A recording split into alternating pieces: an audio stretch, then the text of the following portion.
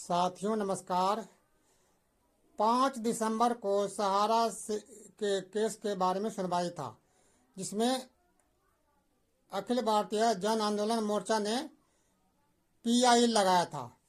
Pi इसलिए लगाया था कि चूंकि 1.5 साल हो गए और अभी तक मात्र 1200 करोड़ रुपए का भुगतान हुआ है। ये समस्या पोर्टल में दुनिया भर की समस्या आ रहा है, दुनिया भर के डिफिशेंसी आ रहा है। तो इसी चीज़ के लिए उन्होंने पीआईएल जारी किया था, ताकि इसके लिए सुप्रीम कोर्ट जल्दी से जल्दी भुगतान के लिए कोई ना कोई हल निकाले। इसी पर विचार करने के लिए सुप्रीम कोर्ट में 5 दिसंबर को तारीख दिया गया था। तो इस केस में क्या हुआ, उस पर क्या अपडेट है, इसके बारे में हम विस्तार से बता रहे हैं। आप थोड़ा केस को ध्यान से सुनिए। और एक बता रहे हैं कि यदि आप इस वीडियो को पहली बार देख रहे हैं तो इसको आगे बढ़ाइए, ताकि अधिक से अधिक लोगों को पास पहुंच सके।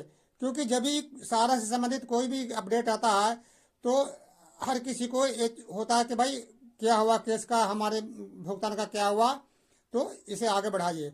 तो इसके लिए 5 दिसंबर को ही केस के लिए सुनवाई की तारीख थी। तो सुनवाई के लिए खुद मुख्य न्यायाधीश संजीव खन्ना और उनके और लोग जज ने इस पर सुनवाई किया।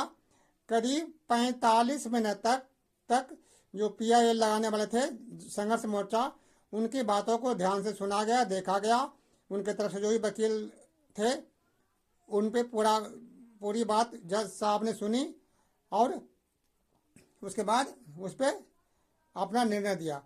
तो निर्णय क्या दिया, इसी के बारे में हम बता रहे हैं कि उन्होंने ये बताया कि चूंकि इस पोर्टल से संबंधित समस्या है और इसका मुख्य उद्देश्य क्या है, सहारा के निवेशकों को भुगतान।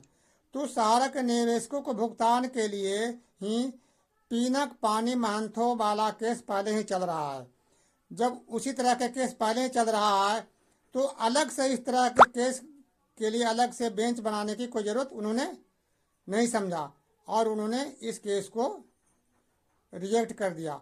लेकिन रिजेक्ट करने के साथ साथ ही उन्होंने इनकी बातों को ध्यान से सुना और उन्होंने ये आदेश दिया कि चूंकि पीनक पानी महंथो वाला केस जो चल रहा है वो भी सहारा के निवेशकों को पैसे दिलवाने के लिए है, तो आप ऐसा कर सकते हैं, इस केस को उन्होंने एक फॉर्म में दिया, इस केस को जो भी समस्या है, जो भी चीज़ है उस पर आ रहा है, इसकी सुनवाई के लिए उस केस के साथ अटैच कर दिया जाए। उन्होंने ये कहा कि आप चाहे तो इस केस को पीनक पानी महंथो वाला केस के साथ अटैच कर दीजिए और जब उसकी सुनवाई होगी तो इस पर भी विचार किया जाएगा। इतना उन्होंने आदेश दिया और उन्होंने ये कहा कि इस केस को और सुनने की जरूरत नहीं है, जब उसी की सुनवाई होगी तो हम उसमें साथ सुनेंगे। दूसरा केस था सेबी सहारा वाला, कि उन्होंने कहा था कि 10,000 करोड़ रुपये जमा करने के लिए उसमें 1,000 करोड़ रुपया तुरंत जमा करना था। तो उस पर सहारा ने कितना पैसा जमा किया, क्या जमा किया, उस पर हिसाब किताब होना था, उस पर आदेश जारी करना था। लेकिन उसकी सुनवाई नहीं हो सकी। तो सुनवाई नहीं हो सकी तो उसका कुछ नहीं हुआ। लेकिन एक बात सामने आया कि भाई जज साहब ने उस केस को ध्यान से सुना है, तो अगली सुनवाई में ही जब पीनक पानी महंथो वाला केस का जो तारीख है वो आगे जो भी है आपको बताएंगे, तो उसके साथ ही उस केस को अटैच करने का आदेश दिया गया है। जो पीआईएल लगाए हैं तो संभव है वो उस केस को उसके साथ अटैच किया जाएगा और आगे जब भी सुनवाई होगी तो उसके साथ ही सुनवाई होगी। बाकी और इसके ऊपर उन्होंने ज़्यादा कुछ नहीं दिया और बेंच खत्म कर दिया।